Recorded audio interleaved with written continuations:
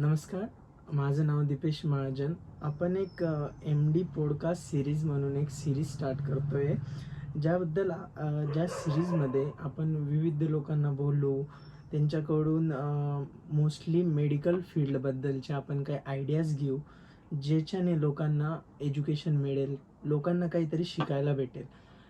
त्यामुळे आज आपण पहिल्याच एपिसोडमध्ये Erandol तालुक्यामधील Shri Swami medical and general स्टोअरचे owner आणि एरंडोल मेडिकल क्षेत्रामधील एक डॉमिनेटिंग पर्सन किंवा एक एकदम जे खूप चांगल्या व्यक्तिमत्वांमधून एक सतीश पाटील यांना आपण आज आपल्या शोवर पहिल्याच एपिसोडला बोलवत आहेत. ते आता सध्या तालुका मेडिकल असोसिएशनचे अध्यक्ष पण आहेत आणि गेल्या 22 वर्षापासून एरंडोल तालुक्यामध्ये स्वामी मेडिकल अँड जनरल स्टोअर नावाचं मेडिकल हे ते चालवत आहेत. त्यातले आता ते संचालक आहेत आणि ओनर पण आहेत.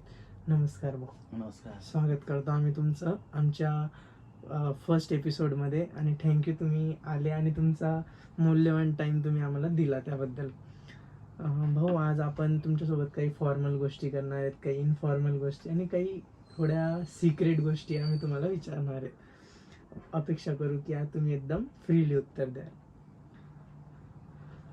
तर भाऊ, सगळ्यात पहिले तुम्ही ह्या क्षेत्राकडे तुमची आवड कशी निर्माण झाली किंवा अशी कोणत्या गोष्टींनी तुम्हाला इन्स्पायर केलं की तुम्ही फार्मसिस्ट ॲज अ करिअर किंवा मला भविष्यात फार्मसिस्ट करेल, असं कोणती एक गोष्ट किंवा अशी कोणती एक घटना घडली आहे का तुमच्या आयुष्यात ज्यामुळे तुम्ही या क्षेत्राकडे वळले?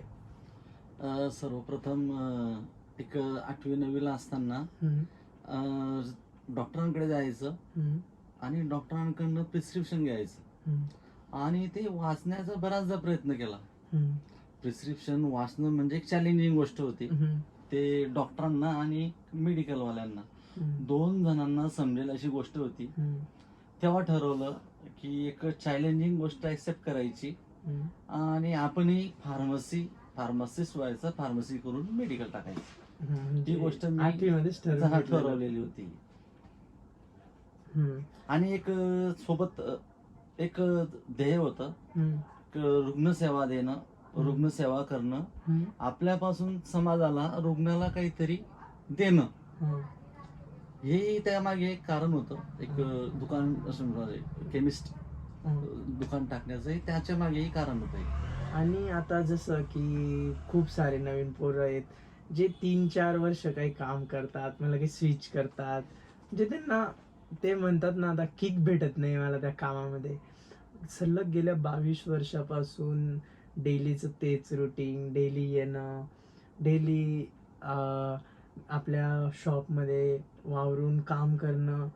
अशी कोणती गोष्ट जी मोटिवेट करते किंवा अशी कोणती गोष्ट जी तुम्ही सगळ्यात जास्त एन्जॉय करता किंवा असं कोणती गोष्ट जी तुम्हाला किक देते गेल्या 22 वर्षापासून? तेच मी जे बोललो, रुग्णसेवा देणं ही माझा एक छंद झालेला आहे. आणि ज्याच्या त्याच्या छंदात तो त्याच्यात हे होतो, इन्स्पायर होतो. रुग्णसेवा देणं हा छंद झाल्यामुळे मी एक 12 तास 14 तास एक दुकानात देतो आणि तितका टाइम रुग्णांसाठी देतो. म्हणजे that is the only motivating factor. असं झालेलं तो एक मोटिवेटिंग फॅक्टर आहे. आणि एन्जॉय इन सेन्स म्हणजे त्याच्यातच एन्जॉय, तेच सगळं. आणि ऍज अ फार्मसिस्ट किंवा ऍज अ केमिस्ट काही टायमाला तुम्हाला, आता तुम्ही जसं बोलले 12 तास 14 तास मी सेवा देतो, कधी कधी असं पण होत असेल ना की रात्री तुम्ही झोपलेले, गाढ झोपलेलं आहे आणि तुम्हाला कॉल आला की मला ही मेडिसिन पाहिजे बुवा. त्या टायमाला असं इरिटेट नाही होत का की काय यार, रात्री 2 वाजले, रात्री 2 वाजता कोण फोन करता? असं नाही, तसं बऱ्यापैकी होतच नाही. तो छंद असल्यामुळे एनी टाइम रात्रीच्या वेळेस केव्हाही कसाही कॉल आला तर एक कर्तव्य म्हणून, एक रुग्णाला सेवा देणे म्हणून मी न कंटाळा करता दुकानावरती येतो आणि ती तेवढी त्याला मेडिसिन देतो रुग्णाला. आणि मेडिकल फील्ड मधला एक सगळ्यात जो ड्रॉबॅक आहे किंवा एक अशी गोष्ट आहे की जी म्हणजे आपल्यापेक्षा जास्त आहे ना, आपले जे जवळचे असतात त्यांना खटकते किंवा त्यांना एक त्रासदायक होतं. म्हणजे फॅमिली इरिटेट नाही होत का की रात्री हो. 2 वाजता कस काय यार तुम्ही बऱ्याचदा फॅमिली इरिटेट होते. तो विषय फॅमिलीला आता एक हे झालेला आहे, फॅमिलियर होऊन गेलेला आहे, की हा. रात्री कॉल येणार आणि हे जाणार. हा. हा विषय तो फॅमिली आता त्याच्याशी फॅमिलियर झालेली आहे. म्हणजे ते त्यांनी- इरिटेट 100% म्हणजे होतात. तुम्ही तर ऍडजस्ट नाही केलं, रुग्णाने ऍडजस्ट नाही केलं, त्यांनी ऍडजस्ट करून घेतलं. ठीक आहे. भाऊ बरोबर. तुम्हाला मी एक तुम्हाला एक मी गोष्ट विचारतोय की हेल्थ केअर सेक्टरमध्ये फार्मसीचा रोल काय आणि फार्मसीचा एक इम्पॉर्टंट रोल काय आरोग्य क्षेत्रामध्ये? आरोग्य क्षेत्रामध्ये फार्मसिस्टचा फार महत्वाचा रोल आहे. हम्म, एक पेशंट काउन्सिलिंग, हम्म, पेशंटचं मेडिसिन बद्दल काउन्सिलिंग, हम्म, पेशंट डॉक्टरांकडे एक 10 मिनिटं असतो आणि तो तिथून एक प्रिस्क्रिप्शन घेऊन केमिस्टकडे येतो, हम्म, फार्मासिस्टकडे येतो. हम्म, तर फार्मासिस्टचा जो रोल आहे त्यात, हम्म, की पेशंटला काउन्सिलिंग करून देणे, हम्म, मेडिसिन बद्दल समजून सांगणे, हम्म, घेणे कशी घेणे, कशासोबत घेणे, effect, side effect, action, interaction ड्रगची ही पूर्णपणे पेशंटला समजतं तोपर्यंत समजून सांगणे हा फार्मासिस्टचा महत्वाचा रोल आहे. हम्म. आणि जसं तुम्ही आता सांगत होते की फार्मसीचा रोल आहे, त्या गोष्टी सगळ्या त्यात तुम्ही व्यवस्थित आम्हाला सांगितल्या की हा रोल आहे. पण काही काही टायमाला कसं होतं, म्हणजे आपण असं क्लासिफाय न करता आपण फक्त एक म्हणजे ज्या व्यक्तीला जास्त आयडिया नाही बा आपल्या फील्डबद्दल किंवा जनरल पब्लिक, त्या पब्लिकला तुम्ही कसं समजवतात की बुवा ही ही गोळीचे हे इफेक्ट आहेत किंवा म्हणजे त्यांना एकदम बेसिक म्हणजे एकदम ती गावरानी भाषेत जावं लागतं ना. हो, ते जे एज्युकेटेड जे असतात ना हम्म, त्यांना समजवायला फार कमी वेळ लागतो. हम्म, आणि जे सर्वसाधारण हम्म, जे असतात हम्म, त्यांना मी त्यांच्या पद्धतीने समजून हम्म, त्यांचं समाधान करून कसं घ्यायचं एकदम बेसिक खालच्या म्हणजे जेवणानंतर जेवणाआधी हम्म, असं पूर्ण व्यवस्थित समजून हम्म. त्यांचं आम्ही समाधान करतो. म्हणजे ते सर्वसाधारणही असला तरी समाधान करतो आणि जे वेल एज्युकेटेड असले त्यांनाही समजून सांगतो. आणि जे अल्ट्रा एज्युकेटेड राहिले, जसं की आता काही गुगल वरून काही काही गोष्टी सर्च करून येतात, मग त्यांच्याशी कसं डील करतात की बुवा ह्या गोळीचा हाच इफेक्ट आहे, मग ही का बरं डॉक्टरांनी लिहून दिली, ही का लिहून दिली किंवा ही तुम्ही का सेल करतात, असे असे फार येत असतील ना. हो, आता हे नवीन पिढीचा तो विषय फक्त गुगल झालेला आहे. हं, गुगल, इंटरनेट, ऑनलाईन सर्च करणे. हं, बऱ्याच गुगल इंटरनेटवरती बरेच जे असतात इफेक्ट, साईड इफेक्ट ते फेक असतात. हं, पण जर आमच्यापर्यंत आलं पेशंट हं, तर आम्ही त्याला व्यवस्थित इफेक्ट, साईड इफेक्ट, हं, ऍक्शन, इंटरॅक्शन, ड्रगची टॉक्सिसिटी वगैरे ते बऱ्यापैकी आम्ही त्याला समजून सांगतो. हं. म्हणजे एक्स्ट्रा एज्युकेटेडही आला त्यालाही तरीही आम्ही handle करू ट्रीट शकता. करतो, सर्वसाधारण असले त्यांनाही ट्रीट करतो आणि आमच्या पद्धतीने आम्ही हँडल करतो. हम्म. जसं आता आपलं एक म्हणजे आपण एक तुम्ही झाले, मी झालो, आपण एक आपला एक तालुका आहे. तर तालुक्यामध्ये थोडेसे म्हणजे म्हणजे as compare to urban cities किंवा टायर Metro 1 city, टायर हा. मेट्रो सिटीजमध्ये ज्या पद्धतीने लोक असतात त्या पद्धतीने आपल्या तालुका क्षेत्रात लोक नसतात. तसं आपलं गाव खूप पुढे गेलेलं आहे, आमचं गाव. नाही झालंय झालंय. बऱ्यापैकी आता नवीन पिढी ना हम्म. ती बऱ्यापैकी एज्युकेटेड आहे, बऱ्यापैकी म्हणजे 100% एज्युकेटेड आहे. हम्म. तर त्यांचं काय म्हणजे त्यांच्याशी मग तुम्हाला डील करायला काही इश्यू नाही काही नाही उलट एज्युकेटेड असल्यानंतर आम्हाला फार सोपं जातं, काउन्सिलिंग करणं फार सोपं जातं. काउन्सिलिंग करणं फार सोपं जातं. आता तुम्ही आता बोलत होते की नवीन पिढी फार एज्युकेटेड आहे. जर समजा त्याच नवीन पिढीमधून कोणी तुमच्याजवळ आलं की मी pharmacies as a career choose करू का किंवा मी फार्मसी करू का, तर काय सल्ला द्याल? 100% एक माझं फार्मसी बद्दल जी चॉईस आहे, पॉइंट ऑफ व्ह्यू जो आहे तो एकदम चांगला आहे. नवीन पिढी माझ्याकडे आली तर 100% फार्मसीमध्ये करिअर आहे. बस एक फार्मसीमध्ये शॉर्टकट न करता, म्हणजे एक डिप्लोमा वरती न राहता डिग्री, पोस्ट डिग्री करून, मास्टर डिग्री करून एक रिसर्च अँड डेव्हलपमेंट, मोठ्या मोठ्या कंपन्या आहेत, चांगल्या नॅशनल मल्टीनॅशनल कंपन्या आहेत, तिथं करिअर करणे. म्हणजे एक ऍज अ केमिस्ट शॉप हे एक मोटिव्ह न ठेवता मोठा. बिगर मोटिव्ह, हा. म्हणजे sky is the Yes. Limit असं Yes. ह्या टाइप मध्ये हा, ना. हा, हा. ठीक आहे. आणि भाऊ मग आता म्हणजे मी तुम्हाला विचारतो की आपण थोडं चेंज करू. समजा तुम्ही आजच्या युथच्या पिढीमध्ये राहिले असते, म्हणजे तुम्ही आमच्या वयाचे राहिले असते आणि एक सेम जसा तुमचा एक्सपिरियन्स आहे 22 वर्षाचा, तसा एखादा व्यक्ती राहिला असता, त्या व्यक्तीकडे जाऊन तुम्ही विचारलं असतं, त्या व्यक्तीने तुम्हाला सल्लाही देखील दिला असता, उत्तमाचा सल्ला. तर तुमच्याकडे त्या व्यक्तीने तुम्हाला समजताना 3 गोष्टी सांगितल्या असत्या की तुम्ही एक तर केमिस्ट शॉप टाकू शकता, किंवा तुम्ही एका मल्टीनॅशनल कंपनीमध्ये किंवा इंडियन टॉप ब्रँडेड कंपनीमध्ये तुम्ही जाऊ शकतात, जॉब करू शकतात, किंवा R&D लॅबमध्ये. तर तुम्ही कोणतं प्रेफर केलं असतं मोस्टली? एक चांगला प्रश्न आहे. रुग्णसेवा देणं हा माझा छंद पहिल्यापासून होता. तुम्हाला सांगितलं की रुग्णसेवा देणं, म्हणून मी एक ऍज अ मेडिकल शॉप हा विषय ठेवला. आणि मी एक डिप्लोमा होल्डर होतो. ते सुरुवातीला शॉर्टकट निवडला की माझं ते लिमिटच होतं की डिप्लोमा करायचं आणि एक दुकान टाकायचं. म्हणजे तुमचं एम पहिल्यापासून तेच होतं की आपल्याला प्रिस्क्रिप्शन वाचायचंच आहे बुवा, काही करून वाचायचंच आहे, डॉक्टरांनी काय लिहिलेलं आहे. ठीक आहे.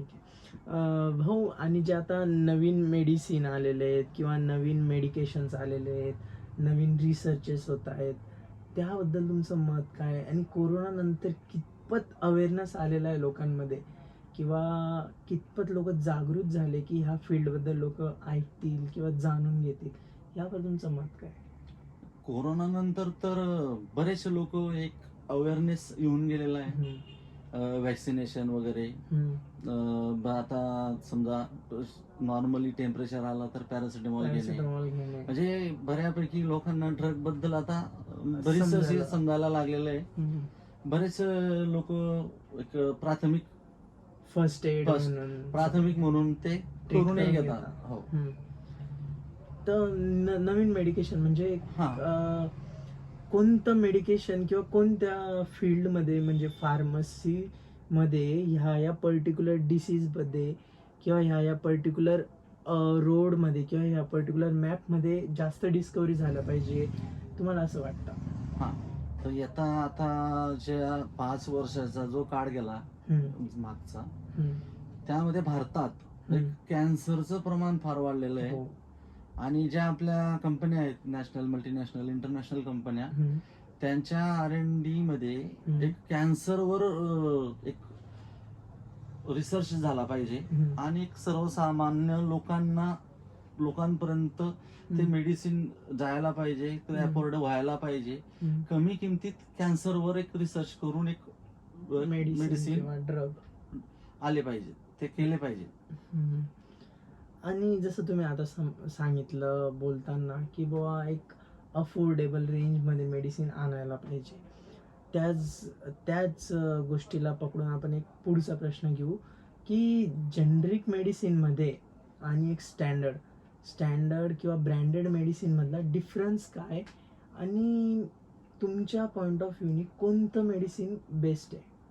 एक जेनरिक मेडिसिन आणि स्टँडर्ड मेडिसिन दोघंही सेम आहेत. एक जेनरिक मेडिसिन जी असते ती मॅन्युफॅक्चरिंग होऊन डायरेक्टली रिटेलर पर्यंत असते, त्याच्यामुळे तिची जी कॉस्टिंग आहे ती कमी असते. आणि जे स्टँडर्ड मेडिसिन आहे ते मॅन्युफॅक्चर होऊन एक इंडियन फार्माकोपियाची क्वालिटी टेस्टिंग वगैरे होऊन मार्केटला येते. आणि प्रत्येक जो ब्रँड असतो तो त्याची किंमत ठरवतो. जे ब्रँडेड जे असतात, आता एक डॉक्टर रेड्डीची नाईस टॅबलेट ती आता मार्केटला 7.5 रुपये ते 8 रुपयापर्यंत येते. तेच निमोस्लाइड तोच ब्रँड जर तुम्ही content. जनरिक सेम कंटेंट हम्म. एक जनरिक मधून घेतली हम्म. निसिप टॅबलेट ती हम्म. तुम्हाला 2 रुपयाला भेटते. एक 6 रुपयाचा एका टॅबलेट मागे कॉस्टिंग कमी असते. तर भाऊ जसं तुम्ही आता सांगितलं की एक जनरिकची 2 रुपयाला पडते निमसुलाईटची टॅबलेट आणि डॉक्टर रेड्डीची 8 रुपयापर्यंत पडते, म्हणजे 4 पट झालं, 4 पट किंवा 3 पटच्या आसपास ती कॉस्टिंग झाली. तर भाऊ मी आता मेडिकल स्टुडंट असल्यामुळे मला माहिती आहे की या गोष्टीत काय राहतं, पण ॲज अ जनरल पीपल माझ्या डोक्यात तर हाच प्रश्न येईल ना की ही गोळी 8 रुपयाला आहे, ही गोळी 2 रुपयाला आहे, काही तर फरक असेल ना काहीतरी. म्हणजे आपण म्हणत नाही का, आता जसं आपण बाजारात जातो तर थोडी खराब भाजी स्वस्त दरात भेटते, थोडी चांगली भाजी थोडी महाग भेटते, किंवा काही चांगली वस्तूसाठी आपल्याला जास्त पैसे द्यावे लागतात. तर हे आपल्या मेडिकल फील्डबद्दल कितपत राईट आहे, आणि जनरिक आणि स्टँडर्डमध्ये एवढा रेट डिफरन्स का? तेच ते रेट डिफरन्सचा तर मी तुमच्याशी विषय केला. एक मॅन्युफॅक्चरिंग होऊन ते डायरेक्ट रिटेलर पर्यंत हा. येते. म्हणजे जे त्याच्यामधली- इंटरनल मधले जे चेन असते ते C&F स्टॉकिस्ट होलसेलर आणि ते जे क्वालिटी कंट्रोलचा जो इश्यू असतो समजा, तर तो जनरिक साठी त्याचा काही नसतो, पण एक अक्यूट डिसीज म्हणजे जो क्रोनिक लॉंग लॉंग टर्म वाला जो आजार आहे टर्म. त्याच्यात 100% जनरिक मेडिसिन ही वापरली गेली पाहिजे. पण असे बरेच आजार आहेत, ते sugar, heart attack, diabetes, cardiac रेंजमध्ये ज्याला इन्स्टंट 500ची शुगर, ज्या पेशंटची शुगर 500 झालेली आहे त्याने त्यावेळेस स्टँडर्ड मधून मेडिसिन घेऊन ती कंट्रोल करायला पाहिजे. आणि गव्हर्नमेंट कडून पण अवेअरनेस चालवला गेला होता मागे एक scheme, जनौषधी. जनौषधी, प्रधानमंत्री जनौषधी जनौषधी योजना. तर त्या मेडिकल म्हणजे त्या जे जनौषधी केंद्र आहेत, किंवा एक कमर्शियल किंवा एक प्रॉपर केमिस्टचं जे शॉप आहे, त्यामध्ये काही डिफरन्स असतो? नाही, तिथेही जे प्रधानमंत्री जनौषधी योजना आहे तिथेही रजिस्टर फार्मासिस्ट असतो, याच्याने ते मेडिसिन दिलं जातं. आणि आमच्या देशातही तेच असतं नॉर्मली, काही त्याच्यात काही फारसा फरक नसतो. दोघांना लिमिटेशन, दोघांचा क्रायटेरिया, सगळा जे रूल्स आम्हाला आहेत तेच रूल्स त्यांना पण आहेत. म्हणजे दोघी सेमच असतात हो. मोस्टली, फक्त जनरिक आणि स्टँडर्डचा थोडा फरक फरक पडतो. ठीक. आणि भाऊ जर समजा काही खूप चुकीचे मिसइंटरप्रिटेशन्स आहेत लोकांचे, किंवा लोकांना म्हणजे तेवढा अवेअरनेस नाही आहे, किंवा तेवढे म्हणजे ते त्या लेवलची थिंकिंग नाही करत, की जसं आता एक टॅबलेट आहे किंवा एक स्ट्रीप आहे गोळ्यांची, तिच्यावर 100 रुपये किंमत लिहिलेली आहे, किंवा आपण ती 100ला सेल करतो. तर ते त्यांचं असं मीत आहे की ती 10लाच पडते आणि या 100ला ऐकतात. आपल्या इथं मेडिकलवर येतात त्या टायमाला बोलून जातात, हाय तर तुमले 10 रुपयालाच पडस, तुम्ही 100ला ऐकतस असं. मग त्या टायमाला त्यांना तुम्ही समजवता कसं, किंवा त्यांना हँडल कसं करतात? एक तो लोकांचा जो गैरसमज आहे तो आम्ही काढून देतो, तो काही विषय नसतो. एक स्टँडर्ड जे असतं, स्टँडर्ड कंपनी 15% ते 20% पर्यंत मार्जिन सोडते रिटेलरला. एक 15 ते 20% मार्जिन मध्ये आम्हाला व्यवसाय करायचा असतो. 15% 20% जी मार्जिन असतं त्यापैकी 4-5% आमचं एक अदर एक्सपेन्स मध्ये जातं, मॅन पॉवर मध्ये जातं, एक लाईट बिल, अदर एक्सपेन्सेस मध्ये 5% जातं. आम्ही 15% मध्ये काम करतो. आणि आता कोरोना नंतर एक आमच्यावरती एक टांगती तलवार आलेली, एक ऑनलाईन मार्केटिंगची. आता ती ऑनलाईन मार्केटिंग मुळे डिस्काउंट सिस्टीम चालू झालेली आहे, आणि तो आम्हाला फार मोठा त्रास होतोय. एवढं कुपन हो. अप्लाय करा, कुपन हो 5% डिस्काउंट, 10% डिस्काउंट. हे ऑनलाईन मेडिसिन मुळे आम्हाला फार त्याची डोकेदुखी झालेली आहे. आम्ही त्यांच्या सोबतही सर्वाइव्ह करतोय. एक आणि हे येणाऱ्या 2 वर्षात आता तुम्ही बघत असणार की ह्या एका वर्षामध्ये हजारो रुपयाची डुप्लिकेट मेडिसिन सापडते, जी ऑनलाईन मध्ये सप्लाय होते. ऑनलाईन मेडिसिन मधून ती सप्लाय होते, सप्लाय वगैरे करतात. त्याच्यात हजारो रुपयाच्या डुप्लिकेट मेडिसिन सापडल्या जात आहेत. त्यामुळे आता लोक ते ऑनलाईन जे ते घेणं बंद करतील आणि रिटेलवरनं ते घेतील. आता काही म्हणजे जे एक मेडिकल फील्डमध्ये ना गोळ्यांचे खूप प्रकार पडतात वेगवेगळे. तर पहिले स्टार्टिंगला जेव्हा ते आलं होतं ना, तेव्हा म्हणजे काही जे ड्रग्ज असतात जे आपण विदाऊट प्रिस्क्रिप्शन देत नाही, ते पण ते सेंड करून द्यायचे. हो, ते बऱ्याचदा आता त्याच्यात आमचे जे असतात एक नार्कोटिक ड्रग असतात. हो, त्याच विषयाबद्दल बोलत होतो. त्याच्याने जी नवीन पिढी आहे ती एक वेगळ्या मार्गाला जाते. हो हो हो, नशा म्हणून त्याचा वापर केला जातो आणि ते ऑनलाईन मध्ये डायरेक्टली सप्लाय व्हायचं. पण आता तेही बंद झालेलं आहे त्यांचं. गव्हर्नमेंटने त्याकडे लक्ष घेतलेलं आहे. ते स्टार्टिंगला आलेलं त्या टाइमला ते सुरुवातीला सप्लाय व्हायचं बरंच, आता ते बंद झालेलं आहे. पण तुम्हाला काय वाटतं की ऑनलाईन मेडिसिन म्हणजे मी एक जनरल व्यक्ती आहे, मला डॉक्टरांनी प्रिस्क्रिप्शन लिहून दिलं तर मी ते तुमच्याकडून घ्यायला पाहिजे, यावर मला जास्त म्हणजे त्या गोष्टींबद्दल नॉलेज भेटेल की ऑनलाईन मध्ये गेल्यानंतर, किंवा ऑनलाईनचे काय डिसएडव्हान्टेज आहेत आणि तुमच्याकडून घेतल्याने काय ऍडव्हान्टेजेस आहेत? एकदम बेस्ट. ऑनलाईनचे 100% डिसएडव्हान्टेज आहेत. एक तर एक सिक्युरिटी नाही की जी मेडिसिन आपल्याला भेटणार ती ओरिजिनल भेटते का डुप्लिकेट भेटते. दुसरी गोष्ट काउन्सिलिंग, पेशंट काउन्सिलिंग, कसं घ्यायचं काय घ्यायचं, एक ऑनलाईन ऑर्डर करून देणे आणि ते आपल्यापर्यंत येणे. एक ड्रग इंटरॅक्शन नाही, काउन्सिलिंग नाही. तिसरी महत्वाची गोष्ट, एक ऑनलाईन इमर्जन्सी मध्ये काम नाही करणार जे आम्ही करू.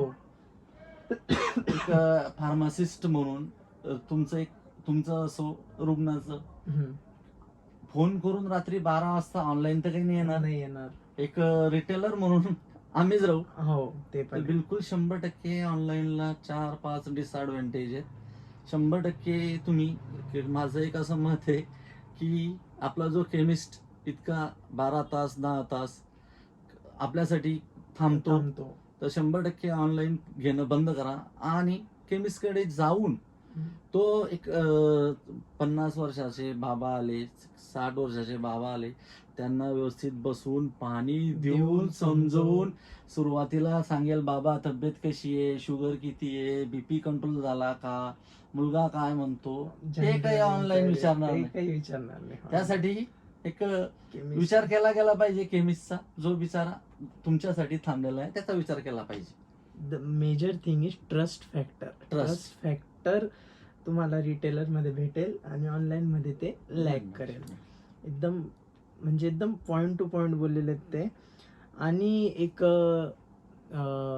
सर केव्हांची आपल्याला एक गोष्ट सांगताय की कशासोबत घ्यायला, तर ते एक अनुपान म्हणून सण राहतं, किंवा कशासोबत घेतलं.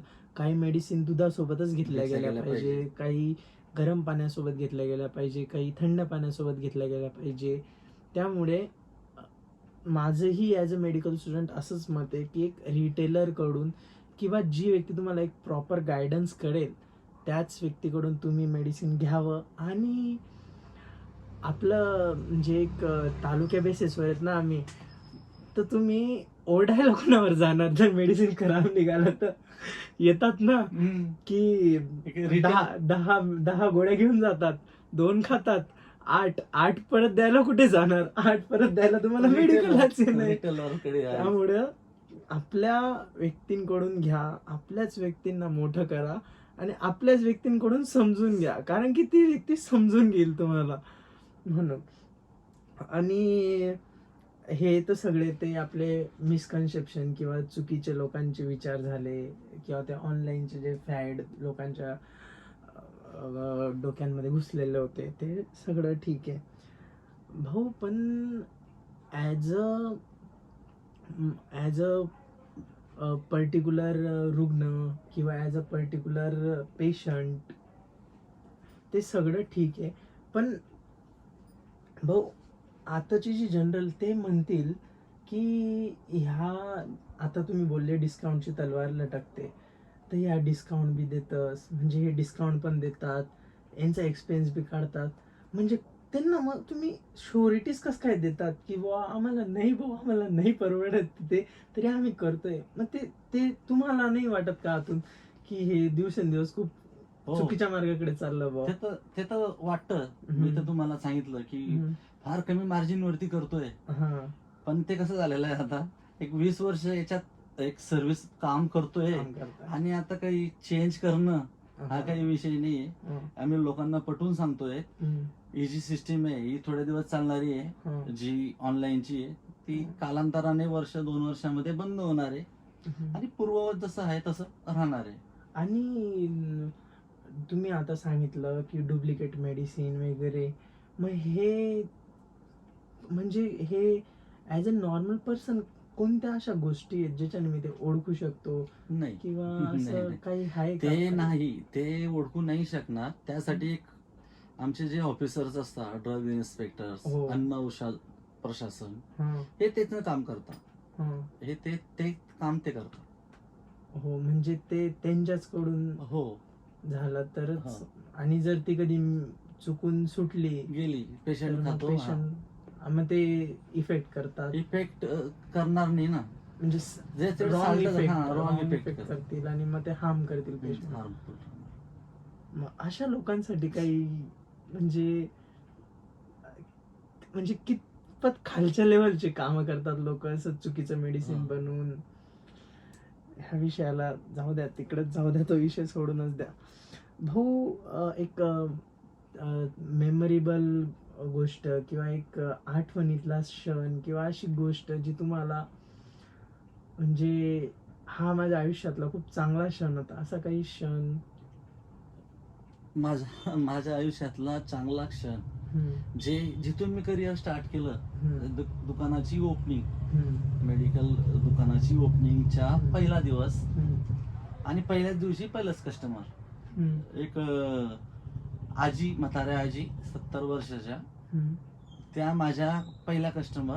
हम्म. आणि त्या आल्या दुकानावर एक मेडिसिन परचेस करण्यासाठी, बीपीची गोळी घ्यायला. हम्म. आणि त्यांनी एक दुकानाकडे बघितलं हम्म. आणि माझा दुकानाचा पहिला दिवस असल्यामुळे हम्म. दुकानात माझ्या ज्या स्ट्रिपा असतात त्या कमी आणि खाली खोके जास्त लावलेले होते, हा, भरलेलं भरलेलं दिसण्यासाठी. पण आजीनी ते एक नजर मारल्याने सांगितलं, भाऊ इथं खोका जास्ती आणि गोळ्या कमी. पण मी तुला एक आशीर्वाद देते, हा, काही दिवसात हा, कालांतराने हा, खोके जास्त, जे खोके जे आहेत ते ते कमी होतील. आणि स्ट्रीप जास्त जास्त. अशा राहतील. त्या आजीपासून मला ते इन्स्पायर झालं. तो एक चांगला क्षण माझ्यासाठी होता. हा. तिथून मी ठरवलं की आपल्याला एक चांगला सक्सेस करायचा आहे, हम्म. चांगल्या रुग्णसेवा द्यायची आहे आणि आपली प्रगती स्टेबल करायची आहे. हम्म. आणि भाऊ, आता आपले जे मेडिसिनल फील्ड आहे वगैरे, त्यामध्ये खूप वेगवेगळ्या पॅथ्या आहेत, बरोबर? तर एक ॲलोपॅथी झाली, आपली होमोपॅथी झाली, युनानी किंवा आयुर्वेदिक सिस्टीम ऑफ मेडिसिन, योगा, सिद्धा, खूप साऱ्या ब्रांचेस आहेत. चायनीज मेडिसिन झालं. चायनीज मेडिसिन तर आपल्याकडे म्हणजे समजा नाही, पण एक आयुर्वेदिक गोष्टी ज्या 2020 नंतर, कोरोना नंतर लोक त्या पॅथीकडे खूप वळलेले. हो. तर त्या पॅथीबद्दल तुमचं मत काय, किंवा कितपत ती सक्सेसफुल आहे किंवा कितपत ती लोकांनी अडॉप्ट केली पाहिजे, असं तुमचं मत आहे? जे तुम्ही सांगितलं सगळ्या पॅथ्यांमध्ये आयुर्वेदिक ही एकदम बेस्ट पॅथी आहे. एक मुळापासून रोग नष्ट करणारी पॅथी आहे. पण त्याला एक वेळ असतो, 1-2 वर्षापर्यंत घेणे मेडिसिन. आयुर्वेदिक मेडिसिन घेतल्याने साईड इफेक्ट फार कमी असतात. जे साईड इफेक्ट आहेत नंतर होणारे ते बऱ्यापैकी नसतात. आणि ॲलोपॅथी जे असतात त्या बऱ्याच मेडिसिनला एक साईड इफेक्ट असतात. जास्त वेळ पेन किलर खाल्ल्याने किडनीवरती इफेक्ट होते, असे बरेच काही आहे. त्यामुळे आयुर्वेदिक ही जी पॅथी आहे ही एकदम बेस्ट पॅथी आहे. माझं तरी मत आहे की आयुर्वेदा इज बेस्ट. आयुर्वेदावर जायला पाहिजे लोकांना. आयुर्वेदामधील खूप गोष्टी आहेत, जसे की पंचकर्म आहे. हो, वगैरे. पंचकर्मा वगैरे बरंच. हा. हे मेडिसिन न घेता रुग्ण बरा होतो. हो, म्हणजे नॅचरोपॅथी नॅचरोपॅथी एक पण ब्रांच आहे ती. बरोबर आहे. आणि भाऊ, तुमच्या मते एक फार्मासिस्ट मध्ये कम्युनिकेशन कॅपेबिलिटी किंवा लोकांशी संवाद साधणं कितपत म्हणजे अम, किती किती मोठं पोटेन्शियल पाहिजे त्या व्यक्तीमध्ये, किंवा त्या व्यक्तीमध्ये पोटेन्शियल पाहिजे की त्याला एका व्यक्तीशी संवाद साधता येणं, किंवा कम्युनिकेशन ही स्किल कितपत इम्पॉर्टंट आहे एका फार्मासिस्टसाठी?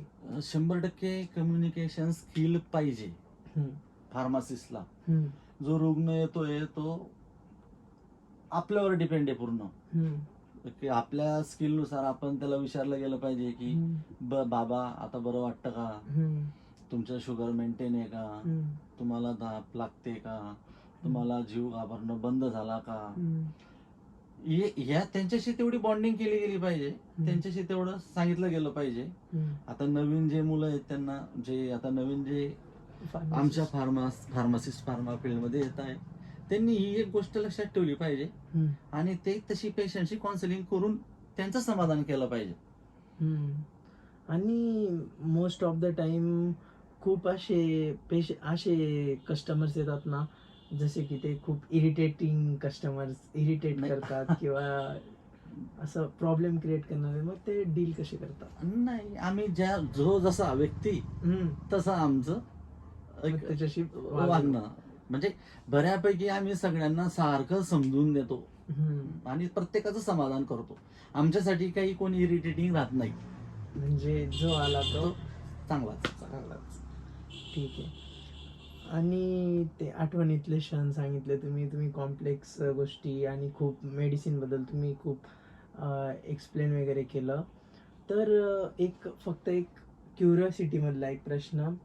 समजा एखाद्या डॉक्टरांनी काही लिहून दिलं तुम्हाला आणि तुम्हाला माहिती आहे की ही गोळी थोडी साईड इफेक्ट करेल किंवा असं काही, तर तुम्ही स्वतः लिमिट क्रॉस करून असा प्रयत्न केला का कधी की ही गोळी मी चेंज करून दुसरी गोळी देतो, किंवा काही असं करतो बुवा ज्याच्याने ह्या विचाराला थोडे साईड इफेक्ट कमी होतील, असं काही कधी थोडा आगाऊपणा करण्याचा प्रयत्न केला का, जसं मी कायम करत असतो? नाही, आम्ही डॉक्टरांच्या प्रिस्क्रिप्शनला कधीच एक्सक्यूज करत नाही, हम्म, कधीच काही त्याच्यावर कॉमेंट्स करत नाही. हम्म, पण जो ड्रग हार्मफुल आहे हम्म, त्याबद्दल आम्ही पेशंटला त्या ड्रग बद्दल नॉलेज देतो. हम्म, शुअर डॉक्टर जे आहेत ते 100% रुग्णहितासाठी मेडिसिन हो. देतात. असे कोणी हार्मफुल मेडिसिन तर पर्टिक्युलर कोणाला लिहून देतील लिहून असं नसतं. हा.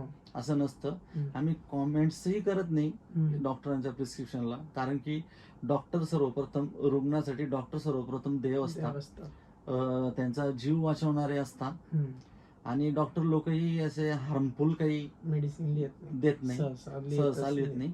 पण असे बरे ड्रग आहे की ते एक स्टिरॉइड असतं, हो, स्टेरॉइड. ते स्टिरॉइडला टॅपर करावं लागतं. हो. टॅपरिंग डोस म्हणजे पहिले एक तीन वेळा, नंतर 2 दिवसात त्या 2 वेळा, नंतर 1 वेळा आणि मग बंद. हम्म, तर तसं पर्टिक्युलर आम्ही त्या पेशंटला तसं त्याबद्दल समजवतो, प्रॉपर तसा डोस सांगतो की याला टॅपरिंग करायची आहे, हम्म. जेणेकरून तुम्हाला स्टिरॉइडचा साईड इफेक्ट होणार नाही. टॅपरिंग इन सेन्स असं असतं की तुम्ही पहिल्या दिवशी, समजा जनरल भाषेत सांगतो, पहिल्या दिवशी तुम्ही 4 पोळ्या खाल्ल्या, दुसऱ्या दिवशी तुम्ही 3च पोळ्या खाणार, त्यानंतर काही दिवसांनी तुम्ही 2 पोळ्यांवर येणार, नंतर तुम्ही 1 गोळ्यांवर येणार.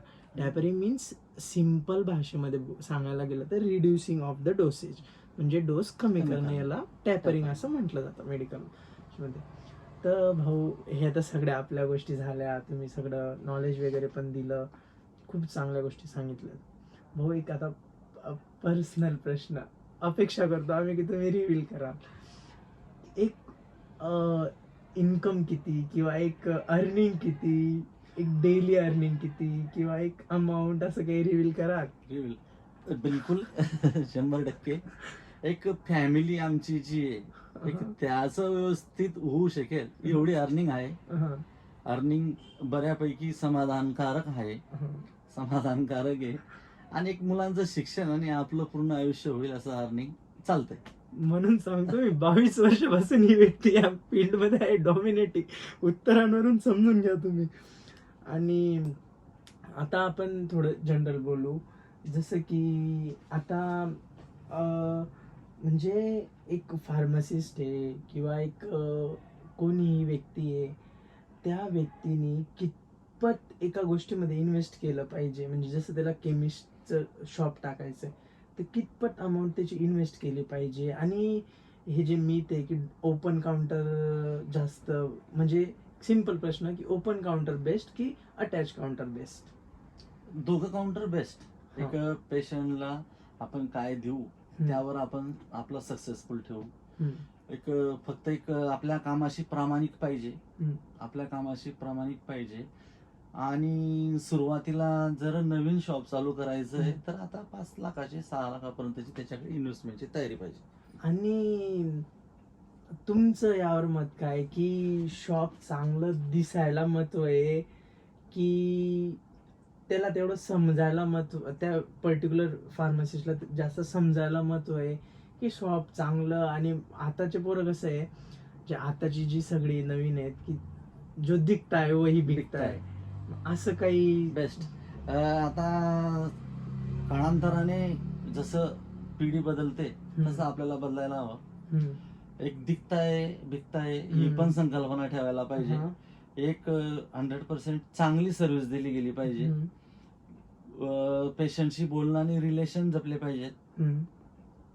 बस ह्या गोष्टी जर केल्या तर 100% सक्सेसफुल फार्मासिस्ट केमिस्ट होणार, 100% होणार. ठीक.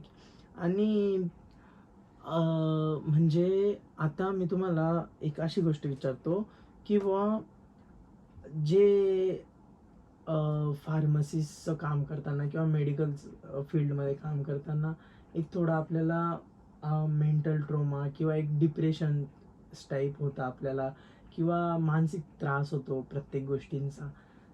त्या गोष्टीतून कधी गेलेले आहेत तुम्ही, किंवा असं कधी वाटलंय की नाही यार दुसरं काही केलं असतं तर आज थोडं रिलॅक्स राहिलो असतो, असं हो. काही? तसं तर काही नाहीये. एक मानसिक ट्रॉमा, एक ताण तणाव हा फिजिकल 100% ताण फिजिकली तर राहत ताण, असेल, कारण की मेंटली दिवसभर. हो दिवसभर. तर त्याच्यासाठी एक बेस्ट उपाय एक दिवस फिरायला जाणे. एक हा. मस्तपैकी एक ट्रिप काढणे, फॅमिलीला सोबत घेणे, हा. फिरून येणे, फ्रेश होणे आणि परत आपल्या आपल्या कामाला लागणे. म्हणजे व्हॅकेशन मस्ट बिलकुल, 100%. फील्डसाठी.